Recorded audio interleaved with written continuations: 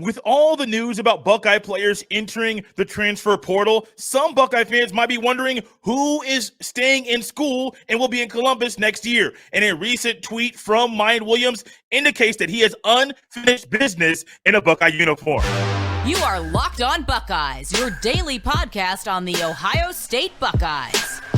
Part of the Locked On Podcast Network, your team every day.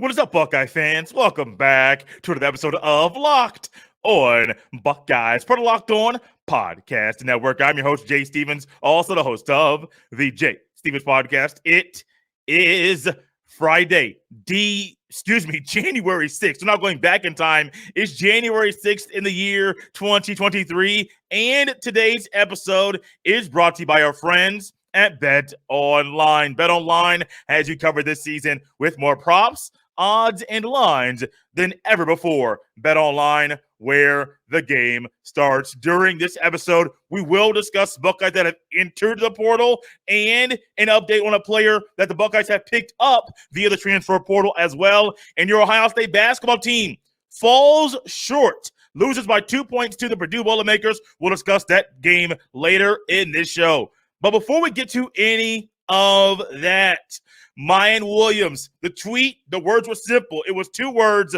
quote, unfinished business, end quote. That's all Miyan Williams needed to say with the picture that he tweeted to indicate that he is staying at Ohio State and he will be a Buckeye in 2023. It was expected by many, but when you get this news out there, when you see that a player who was a starter at Ohio State, the leading rusher, had the most rushing touchdowns on the season, tied a long-standing Buckeye record, you want him to stay at Ohio State and be a Buckeye for at least one more year. There was a thought by some that maybe he would enter the NFL draft, and I never adopted that belief. I thought that was a little premature for Miyan Williams to be someone that was going to enter the NFL draft right now. I don't think he's ready for the NFL. I think that he still needs to have another season, at least one more year at Ohio State, get healthy, and show everybody what he can do game in, game out, game in, game out, as the RB1, the concrete RB1 at Ohio State. Because during this year, it was clear the coaches really thought TreVeyon Henderson was RB1. And so a player like Miyan, even when he's healthy, he's not getting the consistent touches. And no matter what he does in practice or in the game, no matter how successful he was, it just wasn't enough for him to be the clear-cut number one option at running back. And so one more year for Ohio State. One more year for him to show what he can do. At least one more year. He has numerous years. I do believe Miyan Williams has 2 more years of eligibility available, as the 2020 year is a free year, basically a universal redshirt year for everybody due to the COVID. So he has 2 more years he can be a Buckeye. I think next year this upcoming season will probably be his last year, but who knows? Maybe he completes 2 more years of eligibility in a Buckeye uniform, goes on to the NFL, and sees what he can do as a pro. During this season, Miyan Williams had 128 carries, 825 rushing yards, 14 touchdowns. All of those are career highs in a single season for him this year. He also had a 5-touchdown performance. I believe that was against Rutgers, tying a long-standing Buckeye single-game rushing touchdown record. Keith Byers had it in 84. He tied a previous Buckeye running back whose name escapes me, who was the first person to hold that record. When it comes to competitions at Ohio State in the offseason, in the spring, there's going to be competition at corner, who's going to be opposite Denzel Burke, competition at defensive end, who's going to be opposite Tui Malowau, the competition in the secondary at safety, who's going to replace Ronnie Hickman and Tanner McAllister, competition on the O-line, who's going to replace Paris Johnson Jr. and probably DeJuan Jones. I do think both of those guys go to the NFL draft. Who replaces C.J. Stroud? But I do believe this running back competition is one that's going under the radar, but it's going to be very, very interesting to watch. You're going to have, I do believe, Miyan Williams, as of right now, Travion Henderson are going to be in that trying to be RB1. But you also are going to have an Evan Pryor back who is ahead of schedule while recovering from an ACL tear that he tore during fall camp.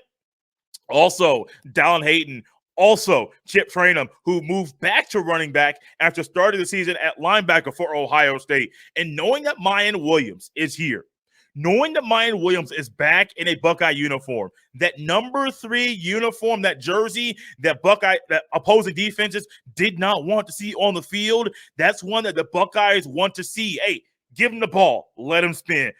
Give him the ball. Let him tote that thing up and down the field. And I am going to be excited to see of the potential of Mayan Williams back in a Buckeye uniform because I do believe he has unfinished business. And here's why. In a year where Mayan Williams had to deal with injury after injury, a nagging injury, and possibly others, when the last 2 games of the season against the team up north and against Georgia, he only had 3 carries. Started the game, played, ultimately didn't start the game against Georgia, but played a little bit, got pulled due to injury. He was also dealing with a sickness the week of the Peach Bowl, but I don't believe that was one of the ailments that pulled him from the game. He did look like he was hurting with that lower body injury still. Let the man get healthy. Talk about competitions. Think about how crazy this competition is going to be in the offseason at running back.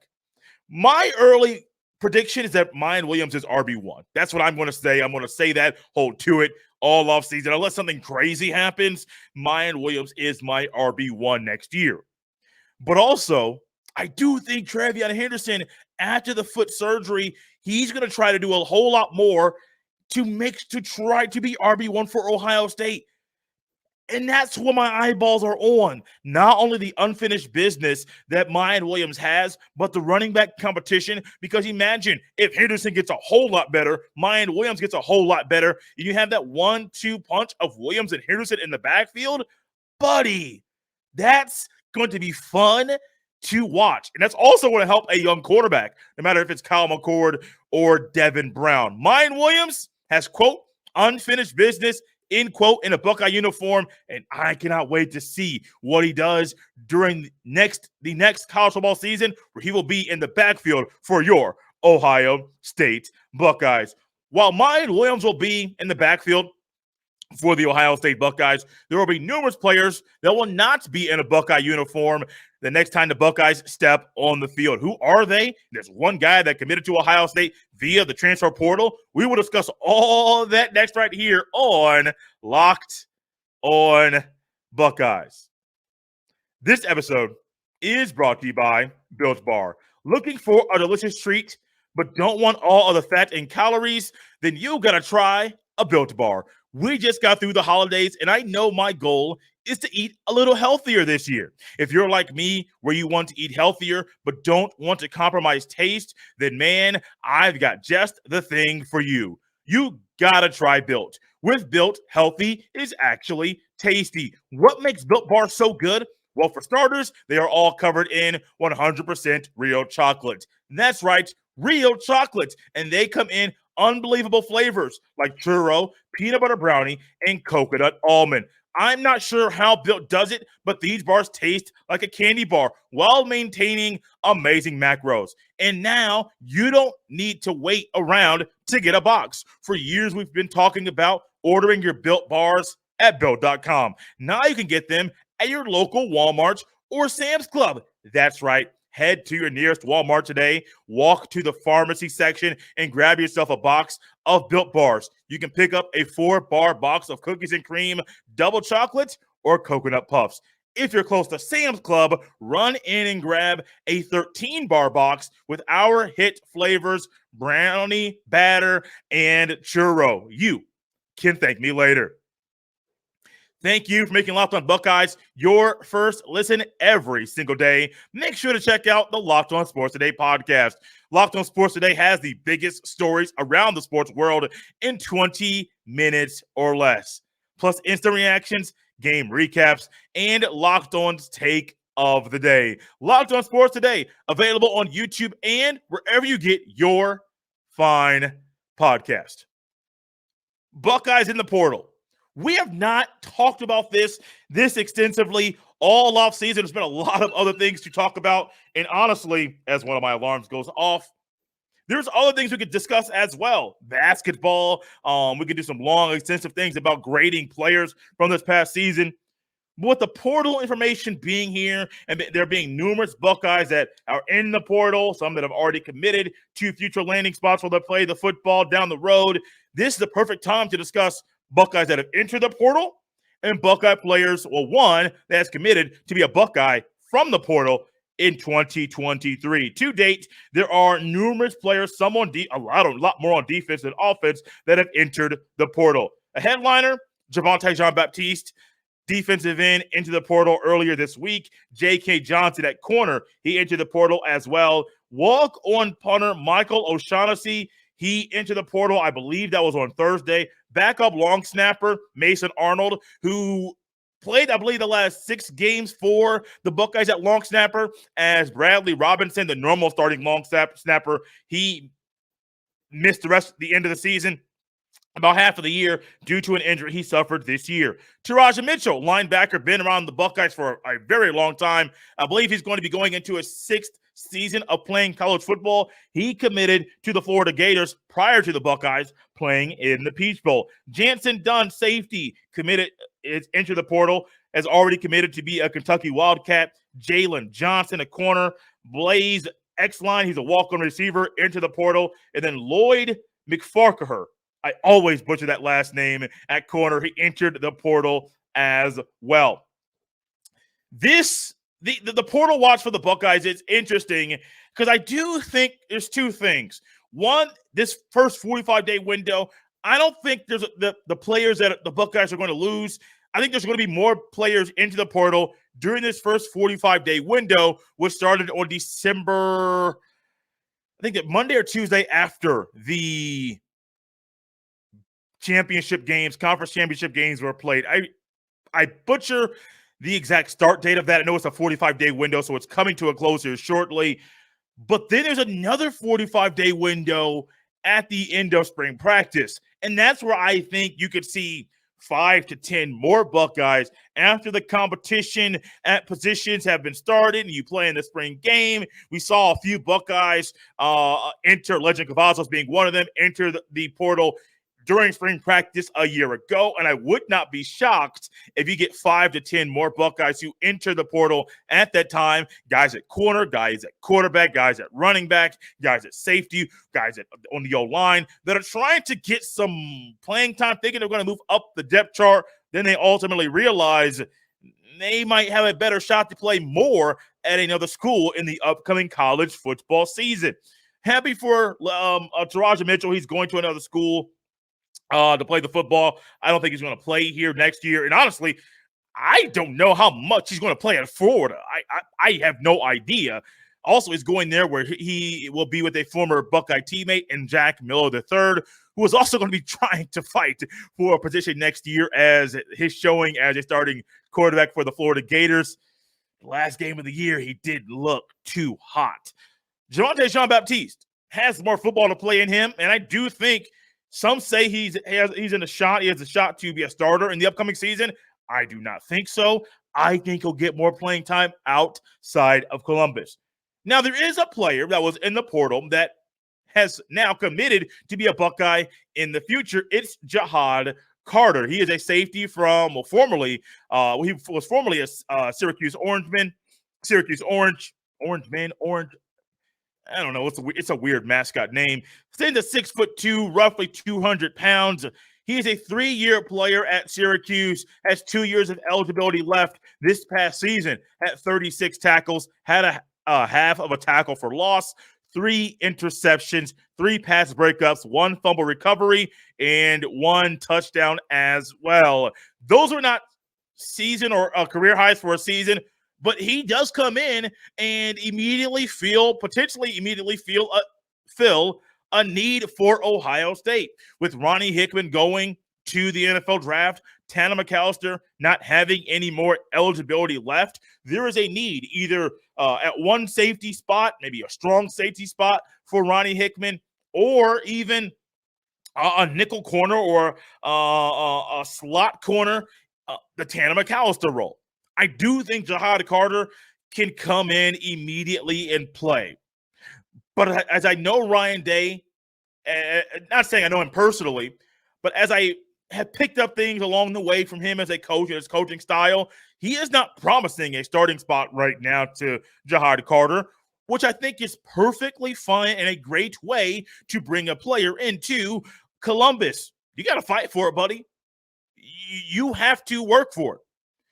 You can't just come in and think you're going to be there and play. You got to work for this spot. And I think that's great. That's a great way to build and breed competition. That's a great way to allow somebody to come in and work hard and ultimately get entrenched with the strength and conditioning program. Maybe this young man could come in and say, oh, y'all need to work harder. Y'all not working hard enough. They work harder than you in the ACC. And light a fire under these guys and say, oh, the ACC, they work harder than us. Let's get this in. Because I do believe, I firmly think, and this is going to come up on a show next week, the strength and conditioning program needs to be worked on. It's not broken. Just need to be tweaked a little bit. And I do believe bringing a player in from another conference, and if he comes in there talking trash and says, man, the ACC boys, they work harder than you. The Syracuse players, man, they work harder than y'all. That's a great way to light a fire under somebody. Some of y'all might say, Jay, you're crazy for saying that. Are you in those workouts? Have you been there when the players are running? Have you been there when the players are doing these exercises they're not used to doing, and then all of a sudden it gets a little bit tough for them, and they're wondering, can they keep going? Are you in there? I don't think so. Most people listening or watching are not in there. So I do know this, though. You're not in there. Jahad Carter will be in there. And if he comes in there and says, hey, them ACC boys work harder, even if he's just poking at them, I ain't mad about it, bro. Go in there, do your thing. Go in there, push those boys. Go in there, earn a spot. 6'2", 200 pounds at a slot corner. Not a guy that's 5'9", 5'8" right there. No, he has the height, has a size, and he can make things difficult for that guy as a guy who's in that nickel corner spot. Ohio State desperately needs some improvement there at that position.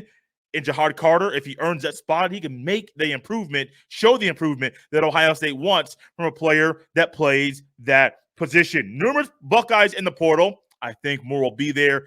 A lot more will be there at the end of spring practice. Buckeyes have picked up one commit via the transfer portal in former Syracuse safety Jahad Carter. The Buckeyes picked up people in the portal, and unfortunately, the Ohio State basketball team picked up an L on Thursday night via a 2-point loss to the Purdue Boilermakers. What went down during the game? Why did Ohio State lose a game that they were winning by 12 at one point in time? We'll discuss all that next right here on Locked on Buckeyes. Sports betting is now legal in Ohio, and Locked On has a perfect show to help new and seasoned gamblers. Download and subscribe to Locked On Bets for daily picks and analysis wherever you get your fine podcasts. A 71-69 outcome of a game between the number 24 team in the land and the number 1 team in the country, the Purdue Boilermakers. Purdue recently lost a game this week, and they will not have the number 1 tag next to their name, but they did show that they do some things good down the stretch, that they work and stick to their system, and by sticking to their system and the discipline that Matt Painter preaches, it was a formula that Ohio State could not overcome late in this game. Ohio State was up by 12 in the first half. And this game, in my Locked On Now that I produce for the Locked On Podcast Network, I discussed that this game had it all. It had contributions from guys that are seasoned vets in the game, and Ethan Morton for Purdue, who ended up with 10 points He also had a key steal late in the game as well in the final minute. Zach Edey, one of the best players in the Big Ten Conference, had 16 points and 11 rebounds. Still not sure how a man of that size at 7'4", roughly 300 pounds, only has one foul in a game. That one is still a head scratcher. Justice Swing for Ohio State, the second leading scorer in this game. He had 15 points on 6 of 11 shooting. He hit 2 threes as well. Zed Key, the contributions you thought you were going to get from him being a seasoned vet, that was ended very quickly, where he only played 4 minutes in this game. He left the game early in the game with a shoulder sprain. And then here comes one of the flourishing freshmen for Ohio State, not the one that you might think about the top two in Bruce Thornton or Bryce Sensabaugh, but Felix Okpara at 6'11" was thrust into the court, played, I do believe, the most minutes he has played the entire season, 30 minutes, 5 points in this game, had 5 rebounds, and his main job was to slow down Zach Edey. And let me just tell you, if you have never guarded somebody on a basketball court that weighs at least 50, 60 pounds more than you, then you don't know about what goes into Felix Okpara, no matter if you're a freshman or a senior, having to guard Zach Edey. It's not normal for somebody to have to guard somebody that has that big of a height difference than them in a pickup basketball game. But Felix Okpara had the chance. He had to step up. He had no choice. And I do believe defense was decent most of the time, but most of Zach Edey's production did come in the second half of this game, where he had 12 points. 12 of his 16 points came in the second half. He was 4 of 5 shooting from the field in the second half. Also hit all 4 of his free throws, which was big because he did hit free throws, big ones, down in the final stretch of this game. Buckeyes were up 12 in this one, but Purdue kept chipping away. And I said during the game, I put it on my notebook. This is in the first 5 minutes. Purdue is missing numerous open shots. And in my head, I said, if the Buckeyes keep allowing them to get these open shots, these shots are going to start falling for Purdue. Now, they did not fall at the clip or the rate that I thought they were going to. The Buckeyes still had a higher shooting percentage than Purdue, where Purdue had 43% shooting from the field. The Buckeyes had 50%. Both teams shot over 40% from 3. Purdue shot 42%. The Buckeyes shot 43% from downtown. But those shots, they just kept chipping away. Some of the flourishing freshmen from both sides. Bruce Thornton had 8 points, only 2 of 8 shooting. Not his best outing. Bryce Sensabaugh had 21 points to lead all scorers. But Fletcher Lawyer had big shots late in this game, especially in the final minute.